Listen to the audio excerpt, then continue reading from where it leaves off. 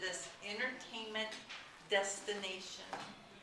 Speaking on the topic of your Branson adventure, please join me in welcoming Jeffrey Purtee.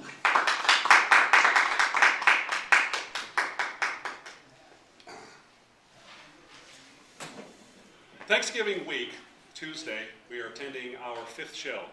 And my brother turns to me and says, Jeffrey, if I hear Charlie Daniels one more time, it'll be too darn soon. 2 minutes later in the Dutton show, I hear, the devil went down to Georgia and he was looking for a soul to steal. Yes, my friends, 5 shows in Branson, Missouri. Every one of the 5 shows had a featured rendition of Charlie Daniels' The Devil Went Down to Georgia. One of those songs that shows off the violin skills or the fiddle skills of someone. So that's one of the most amusing thing that happened to us. We were there during the holiday season, Thanksgiving, so we decided that forget all the Christmas music you all know. Clearly, the most popular holiday song in the world is The Devil Went Down to Georgia by Charlie Daniels. Branson is an interesting place. I think of it as a family-oriented Las Vegas. There are over 100 live shows in Branson, Missouri. And the first question you would ask from someone from Reno is, well, that's nice, Jeffrey. How do I get there? And the answer is, you can't get there from here. You can sort of get there. Now, I got there by flying to Tulsa, driving to Fort Smith, picking up my family, and driving 3.5 hours. You can fly to Little Rock and drive 3.5 hours. You can fly to Fort Smith and drive 3.5 hours, or you can fly directly to Tulsa, skip the Fort Smith, and drive 3.5 hours. But you can't get there from Reno. I tried. This is research your topic. I have researched this topic. Folks, you cannot get there from here. So you really want to go if you're going to get there, because you're going to be renting a car and doing some driving. But it's worth it. We were in a comedy jamboree on Monday morning. It was Monday afternoon. It was a 2 p.m. show. And they had a faux game show, if you will, where they brought up audience members. And they brought up a lady, and she stood up and they do the interviews, I'm sure looking for comedy material. You've seen this in Vegas shows. You've seen it in lots of comedy shows. So he asked her a few questions. Where are you from? Tampa, Florida. What do you do? I'm a teacher. Are you with anybody? Yes, I'm with my friend. Looks out in the audience. Oh, what a handsome gentleman. Is this your boyfriend? He's my friend. Now, in Las Vegas, in fact, in almost any other comedy venue in the world, you're just thinking, alarm bells are going off. Oh, this is going to be 5 minutes of comedy material right here. Because you're thinking, oh, what kind of friend? What do you do with this friend? You know you're going to make her be a little bit uncomfortable, and the audience is going to be rolling in laughter.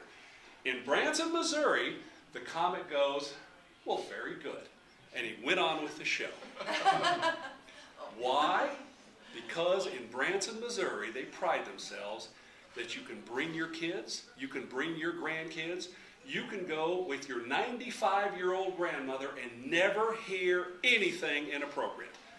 It really is the family version of Las Vegas. And that's true of every show that I am aware of. I only saw 5 when I was there out of the 100. Not bad for 3 days, though. Speaking of the shows, there's no gaming in Branson, so the shows are the focus. And you'll learn something very interesting. We get used to a certain pattern of shows in a gaming market like Reno, like Las Vegas, because the casino executives essentially want you in the show and out the show as quickly as possible and hitting the gaming table where they make their money. So if you've ever noticed, most shows in gaming venues are about 1 hour long. In fact, every once in a while you'll actually hear the performer say, oh, see, we're getting to the end here. We usually do a little longer set, but they want you back on the floor within an hour. So here's our last song. 55 minutes, last song, no encores, they're off the stage. And the owners are happy. Every show we went to in Branson was a full 2 hours with an intermission. Actually, some of them went on for about 2 hours, 10 minutes. So you really feel that if live shows are your thing, you absolutely get your money's worth there. I know I did, in every single show. Sure, the quality can vary sometimes, but in every single show, I felt I got my money's worth. And the shows we were going to, excuse me, I think the highest ticket price was maybe $39 for a star featuring evening show versus, say, $19 for some of the early morning or afternoon shows that we went to. So it's also a pretty inexpensive destination. We were there during a holiday week, and we were staying in little mini suites there, and our room price was only, I think, $69 a night. It really is quite a value. There's thousands and thousands of rooms and lots of shows. So it's a wonderful family value. Of course, you have to get there. So you have, from Reno, you have to fly there.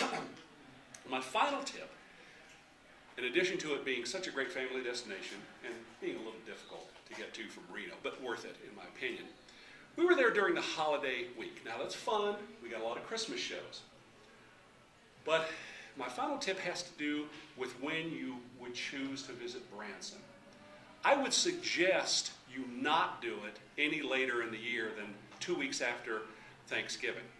This is also a very, I guess I would call it religious, not like religion on your arm type thing, but it's clearly a lot of patriotic and religious tone to the shows, and most of the shows close down for the Christmas holidays. They're actually just completely closed. 2 weeks after Thanksgiving, that's it.